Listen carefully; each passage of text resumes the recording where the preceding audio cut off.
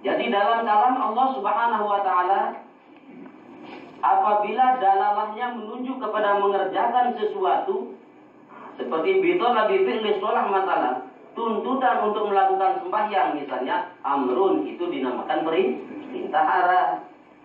Wa min haitsu ta'alluqihi bitolabi tarki zina matalah, dari sekira-kira keterkaitannya dengan tuntutan meninggalkan perbuatan zina misalnya, nahyun itu dinamakan larangan. Malah baru ini 1000 ayat yang menunjuk kepada larangan-larangan dalam Al-Quran. Lamun dia tapi wala perdasarnya luan nabiaran ayat-ayat di dalam Al-Quran ini hanya sedikit sekali. Arak 6.666 ayat kan mana nih?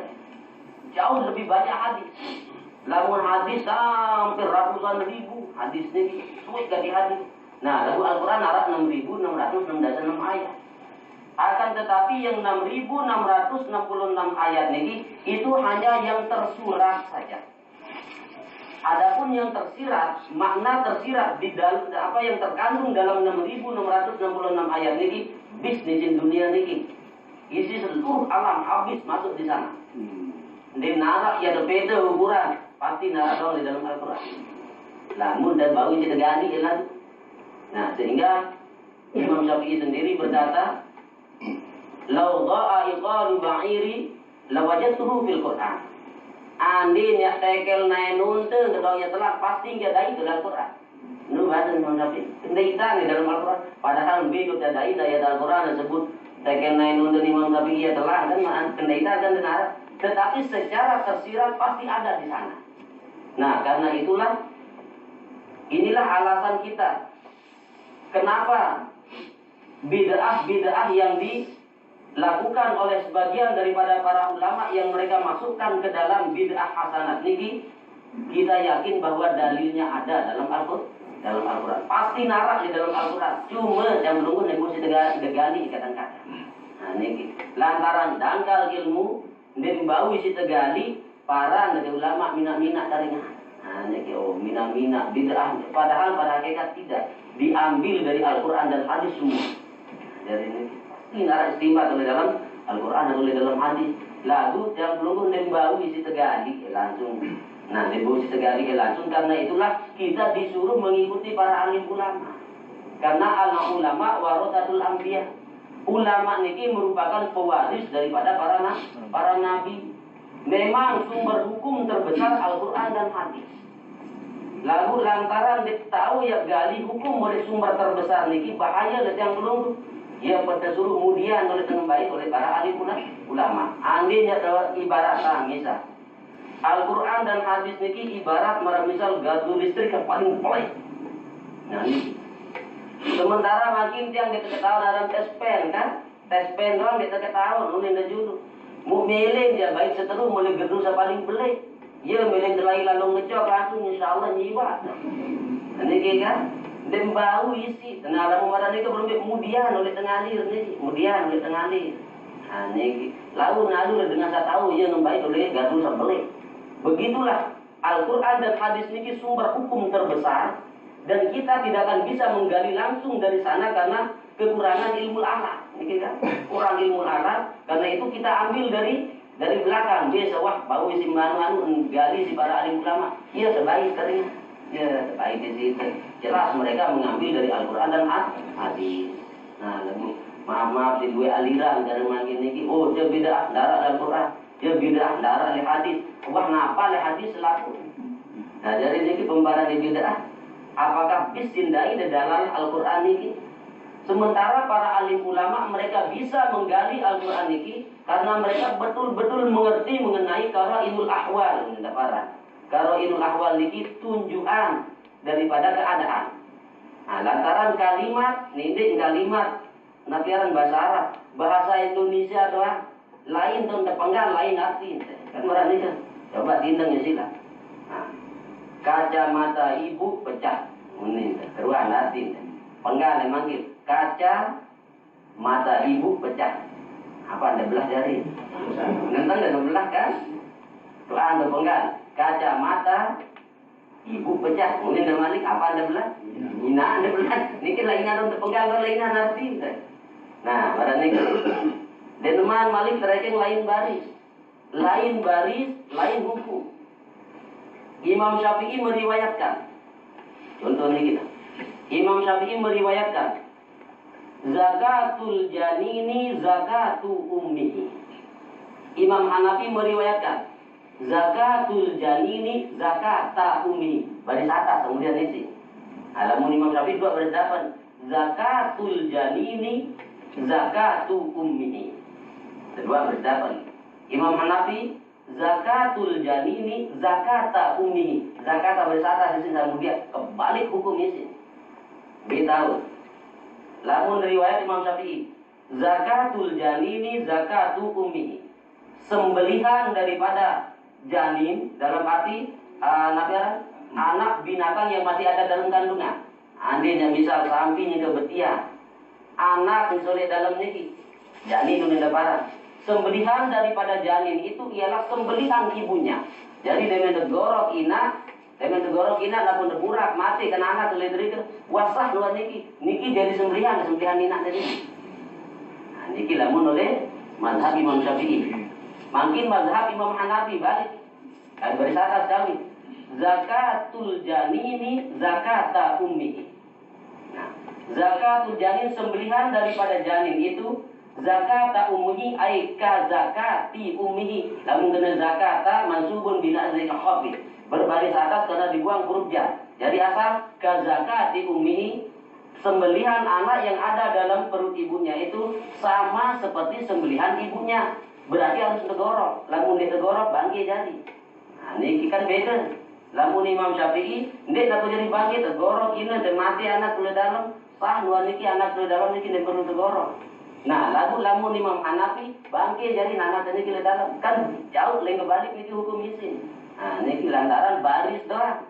Zakatu ummihi, zakatul janin, zakatu ummihi, zakatul janin, zakata ummihi. Kedar beda baris atas dan baris depan doang. Wah, balik hukum isi. Nah, dari ini kita. Qala rahimahullahu ta'ala, nah kenal nikilah dan menunggu yang kurang dalam ilmu alat, kurang dalam ilmu alat karena setidak-tidaknya apa membau si tegali ruang makna ibarat doang dulu. Bahasa almarhum Dr. Ibrahim lain. Setidak-tidaknya kita menguasai 16 ilmu alat. 16 ilmu alat. Termasuk ilmu nahunya, sarafnya, manteknya, badingnya, bayarnya, balaghahnya, kemudian arusnya, dan lain sebagainya. Tamu jadi ilmu alat dan lain tamu sampai bercabang menjadi 16 macam ilmu. Ilmu kawapi, ya tamu dalam mereka. Nah, lamun dia bisa dikuasai, dia terbani, wahai kalian dia langsung ketusan hukum. Nah, karena itulah kita mengambil mana yang sudah jadi saja. Besok masa niki bahasa ulama ni kitab ya ada turun. Lamun jak peti anggi langsung oleh hadis dan salah riwayat doang. Nabiaran salah baris doang warah baru niki kan. Salah lain di sejak nabiah ulama tidak kesalahan betul. Nah, ini berani kita. Allah rahimahullah taala. Nah, jadi niki yang kedua. Tadi yang pertama ialah hal-hal yang berkaitan dengan perintah atau tuntutan untuk melakukan sesuatu, niki dinamakan amr. Kemudian wahaitu ta'alluqihi bi talabi tarkiz zina, masalah.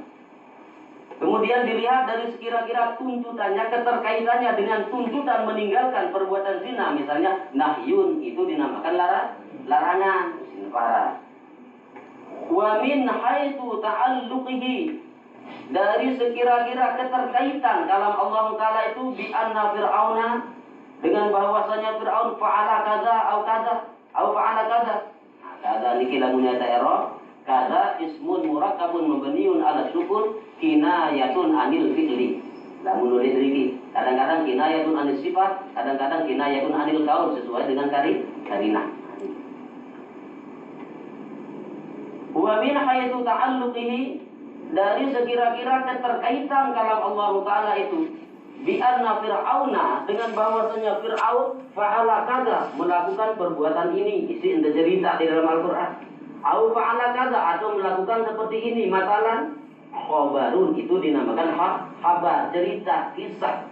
Nah, jadi ini Al-Qur'an menggunakan metode cerita. sampai 1000 ayat yang disebut dalam Al-Quran yang berkaitan dengan masalah kisah-kisah, cerita-cerita. Kenapa? Karena kalau penyampaian itu dengan menggunakan kisah, dengan menggunakan cerita-cerita, maka pemahamannya akan lebih meresap. Nah, ya pun kau dia terkait metode dalam Al-Quran. Dan bukan hanya Al-Quran, metode hadis juga. Sehingga banyak Rasulullah SAW memberikan cerita kepada umatnya mengenai keadaan-keadaan kaum Bani Israel dulu. Tujuannya ialah supaya bisa dijadikan ibrah. Cerita oleh dalam Al-Quran maraniki, cerita oleh hadis maraniki, kejadian hal lain maraniki. Ndek cerita hanya sekedar ada teman dengar dong, tapi supaya kita bisa mengambil ibrah. Ada yang sekolah pegawaian dengan satu cerita niki, ada terpina jadi tolakan. Ada lengi pegawaian dengan satu cerita yang niki marah misal Fir'aun, ada terpina jadi nanti yang dapat dari tarhib sesuatu yang dapat menimbulkan rasa takut kita kepada Allah. Nah, jadi ini. Bahkan malaikat Jibril sendiri banyak menggunakan metode kisah. Artinya malaikat Jibril sering bercerita kepada Rasulullah mengenai keadaan kaum Bani Israel salai, kaitannya dengan hari kiamat nanti. Cerita Nabi si malaikat Jibril. Nah, jadi ini. Begitu juga para alim ulama. Nah, para alim ulama juga menggunakan metode kisah. Luwe cerita di ulama mengenai ulama-ulama salai atau cerita dengan saleh salai atau cerita dengan sama jigar lain. Cerita di ulama ada nara dan terbaik ibrah baik pelajaran. Nah, ini menjadi cerita oleh ulama atau oleh Al-Quran atau oleh hadis ya pada marah uaran oleh dengan doa, uaran dengan doa kan sekedar kita terhibur ada saja tiram kadang-kadang bertuarana ya penggeneman ini tersebut loreng hukuman ini kud loreng merkudu nih aku kena menu dengan tahun yang liang gitu dengan lain benar dengan manusia siapa saya semula cerita niki kenal kan saya semula ya cerita man siapa semula cerita kud yang terbaik oleh uskut teduh kena uskut teduh kena uskut niki teduh lamun dah cerita teduh ada dengar ini kena kan kena kudu nih kenapa kena kudu loreng merkudu nih diketahuinya layang ya pun kena menu dengan sebenarnya kudu niku uskut kena ya duwe le bahasa-bahasa dengan doa niki kadang-kadang diketahui kena nurut-nurut dan melindung buyut tuning kan buyut niki bahasa Arab boleh terbaik buyut jamak daripada baitun takdirannya izzaru buyutakum nih pada pirikin balik nih niki kena izzaru buyutakum pirikin balik tendap balik tendap rebak tendap terlalu ya pengguna izzaru buyutakum baru buyut nih ya baca apa ya niki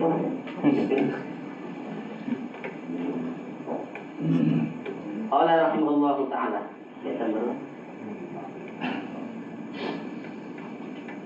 wa min haitsu ta'alluqihi dan dari sekira-kira keterkaitan ta'alluqul kalam dari sekira-kira keterkaitan kalam Allah Ta'ala bi anna ta'i'a dengan bahwasanya orang yang berbuat taat lahul jannatu lahu jar majrur khabar mubtada al jannatu itu jadi mubtada muakhar jumlah mubtada khabar itu jadi khabar daripada anna bi anna ta'i'a lahul jannatu bahwasanya orang-orang yang berbuat taat itu akan diberikan surga.